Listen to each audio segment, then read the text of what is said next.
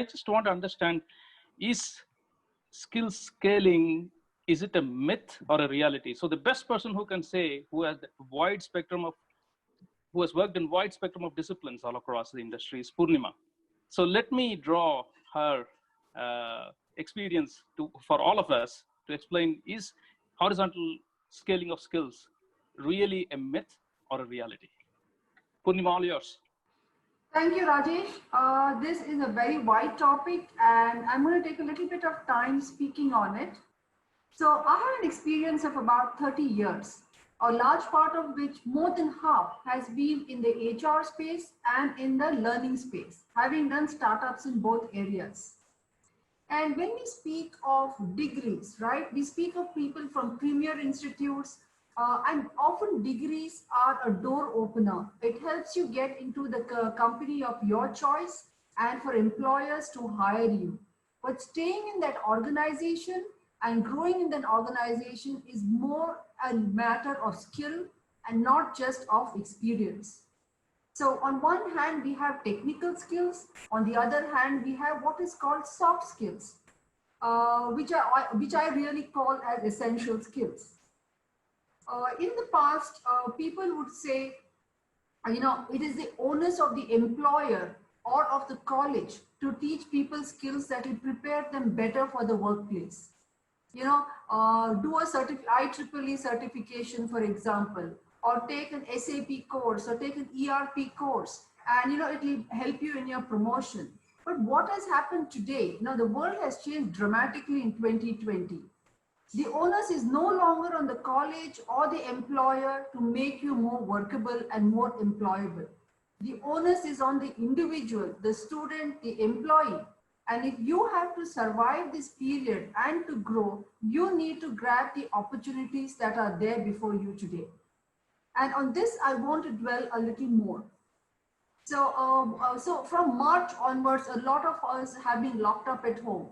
Whichever part of the world you have been, the freedom to go out and fraternize and socialize and work with colleagues and friends and seniors and customers has been so very restricted. So what has that meant? We have got a lot of time saved from commuting, from traveling, unfortunately from socializing. So that gives us easily 2 to 3 hours minimum per day, which is suddenly on our hands. And how are we going to invest it? If we have a lot of money on our hands, you're going to put it in the instrument that gives you the best return on your investment. So I would say, take this time to build on your profile.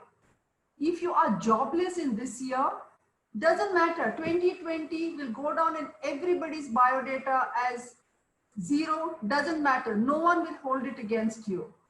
If you are not getting a good job, it's okay, grab this time and start online learning. And this is my advice to people, that developing horizontal skills is not a myth, it's a reality and staring at it in your face. There is no better time in the world for learning, digesting and applying it. So what I did in the last few months was, I said, never in my 30 years have I had so much time at my disposal. So I went and did an independent director's exam, which meant I studied for 4 hours a day every night, and I passed that really tough exam. Now I'm doing a Babson course, which is going to help me to scale up entrepreneurial companies. So by the end of this year, I have 2 certifications which have enriched me, which have helped me to grow and in a space that I want to be in. So my advice out here, this is the brutal reality of the post-COVID-19 world. Your education is great, fantastic. That is your foundation. But your horizontal skills are what is going to help you grow from next year. Doesn't matter if this year is in the cold storage as far as jobs and salaries and monies go. Use this as an investment into your skills. Decide where you want to be, how should you get there, and what are the media you need to get over there. Someone asked me, are employers going to be listening to these certificate programs? So why wouldn't employers look at it? This is also the time for doing a lot of gig economy work. Look at freelance jobs to validate what you have learned. So I think it is no longer a myth. This is the hard reality. And from 2021, we are going to see a different world, maybe like what India saw in 1995 with the entry of computers.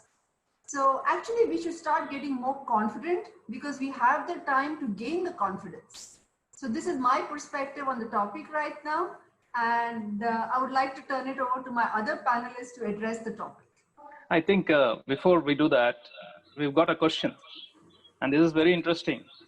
How do I keep pace with the amount of change on the skill set?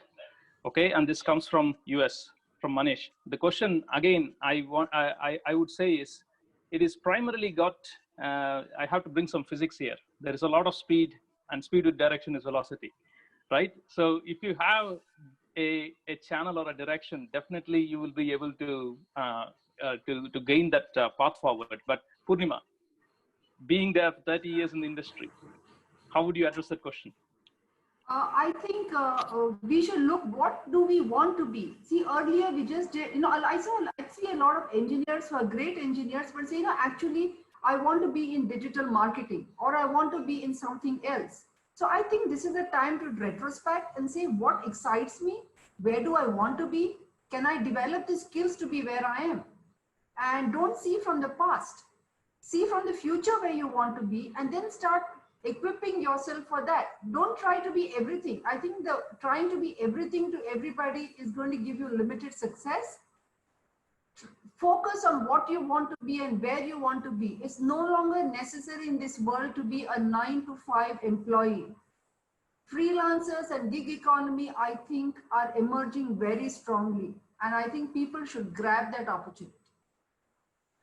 Thank you, Poornima. I think one of the oldest adages I've ever seen is don't stop learning, continue learning. And you just made your point very clear out of your entire perspective sharing. I think one thing is striking hard to me, which is it's a reality.